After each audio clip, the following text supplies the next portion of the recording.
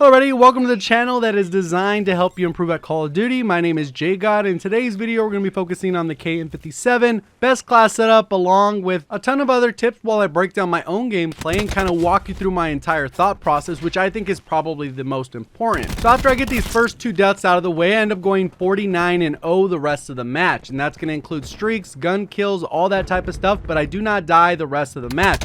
You'll see that I navigate around the entire map, not camping and locking down one area. Sometimes that's necessary to kind of hold down an area, make sure you come to full health, maybe reposition yourself, but there's a lot that goes into playing the game smartly instead of just running around like a chicken with your head cut off. So let's go ahead and get into the class setup. And what you're going to see on screen is I only use 9 out of my 10 pick 10 slots, and that's because I ran out of time. You can actually add on a sight to the weapon or add a secondary if you want to run a launcher, but here is the class setup. So the 3 attachment setup I'm using is the hybrid mags, rapid fire, and stock. But if I'm being honest, the only attachment that really matters is rapid fire. That's why you don't see this weapon that much in competitive, because the rapid fire is what makes or breaks this weapon. Without it, I don't even think it's a top 10 weapon, but arguably it is one of the best weapons in the game with it. So since a lot of you clicked on the video for a best class setup, hopefully now that I've gotten that out of the way, you'll go ahead and hit that subscribe button and turn notifications on so you can find your way back to the channel. But anyone actually looking to get better at the game, go ahead and stick around so I can kind of walk you through this gameplay. I'm not sure how many of you guys noticed it, but obviously I'm running the acoustic sensor, whether you saw it in the class setup or in the gameplay.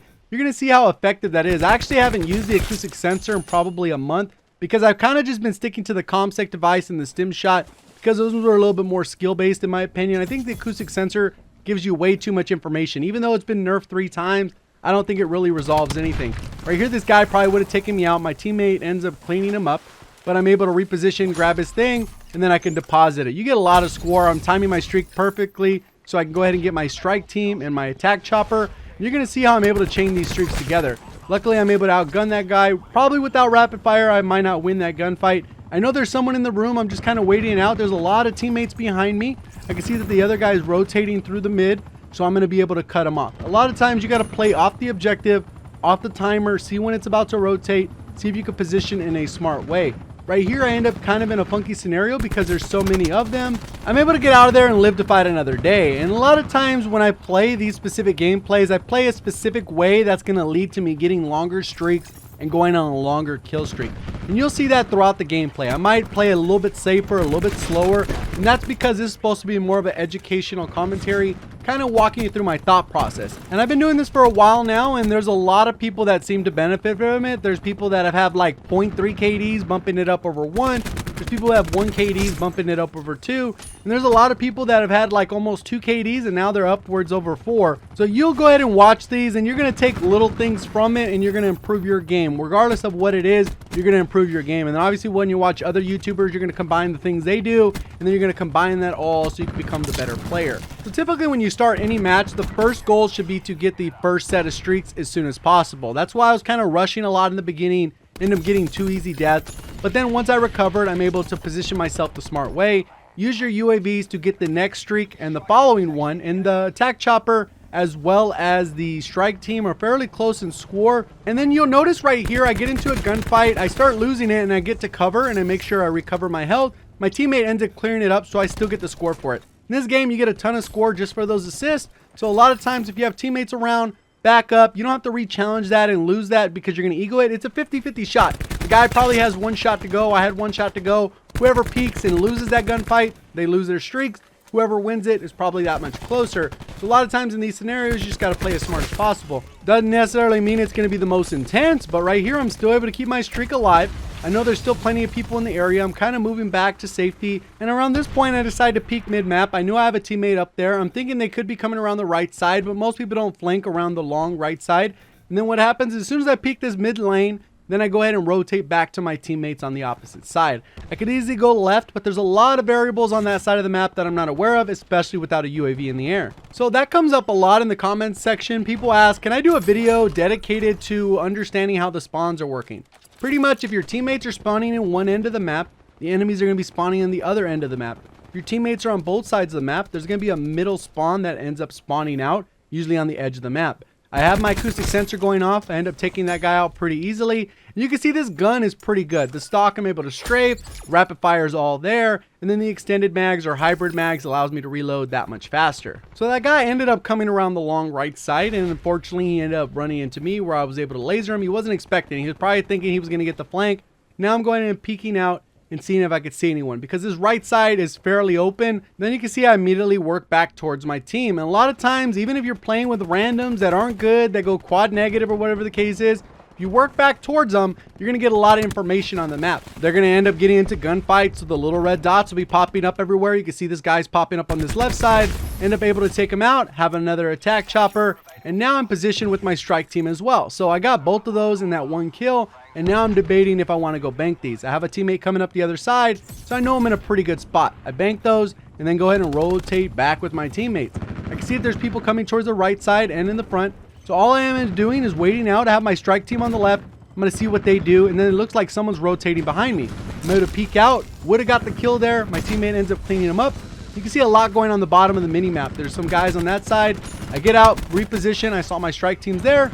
Let them clean up the kill. And sometimes when they get in an engagement with your strike team, you're able to just come up around the corner. You know exactly where they're at. You're able to position, shoot them, get a nice easy kill, pick up all the little shamrocks. The dog's out in full effect. That's not my dog, obviously. And then I'm able to reposition and control the map. I can see my strike teams on that side of the map. Middle looks pretty open. So I'm able to jump through this way to go ahead and deposit the shamrocks. And I'm paying attention to left because my teammate's depositing. And he more than likely doesn't have a good line of sight because of the way he just jumped down. I'm able to get behind cover. He's able to clean up the kill or at least get in that gunfight.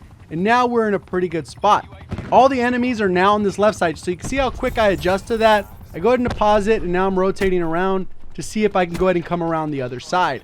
And that's what you kind of want to do, is you kind of want to work your way around the map, identify where the enemies are. If they're dying at a high rate, they're going to continue to spawn in the spawn points, which is on each end of the map. And their current spawn point is directly in front of me, kind of where the strike team is going in. You can see them attacking there, and I'm going to go ahead and peek out. They went ahead and attacked my strike team. I do end up hitting them, but my strike team finishes them off with that little 3-piece, and my teammate was already able to grab those shamrocks and deposit them. So we're up by a significant amount. I have a good amount of shamrocks banked. Just a heads up, another strategy for this game mode is to kind of camp the objective where they need to turn them in at that pot of gold. Because if someone's coming up, maybe they have 4 shamrocks, you're able to kill them, they're going to drop those shamrocks, be able to collect them, deposit them right away. You're going to get 75 score for the pickup and the deposit combined. So that's a lot of score. If someone comes up with 4 of them, that's like 300 score just by picking them up and depositing them. That doesn't even count for the kill you get, which is another 75 points. So you can get 375 pretty easily if you kind of hold up on the objective, grab the shamrocks, deposit them really quickly. You're going to be able to rack up that score. So that's something you got to be aware of, is to understand the score mechanics of the specific mode. And that pretty much changes everything. So when you're playing Kill Confirmed, whether you're playing the stockpile game mode, whether you're playing TDM or the arms race TDM or hardpoint, you got to be aware of how the scoring mechanics work so you can go ahead and make sure you're able to get your streaks. Because in Call of Duty, if you get streaks, typically you're going to be able to win, and that's the only way you're going to carry your team. And it's almost expected at this point in Call of Duty. A lot of times they're going to balance the matchmaking, so you have the worst players on your team, the better player you become. So you'll notice once you get to a certain point in skill, the matches are going to get significantly harder because they're going to throw all the worst players on your team, and you're going to have to adjust for that. Also, one other thing that kind of sucks about this mode is it's 5v5. I really thought it should have been 6v6. I think it plays way too slow. You don't get into enough gunfights, especially when people start leaving. You end up with like 5 versus 3, and it's not really good at that point. So I think every mode needs to go back to 6v6 unless you're playing in the competitive playlist or league play. And it's because I think pubs just play better 6 versus 6. You're able to get more people into a match. The match flows a little bit faster. And that's not even to mention the 4 maps that we play that were remastered from previous Call of Duties that had it 6 versus 6. So I think it could definitely work. And I think there's a few maps in the game that they could even introduce ground war. I'd like to hear that somewhere on the front,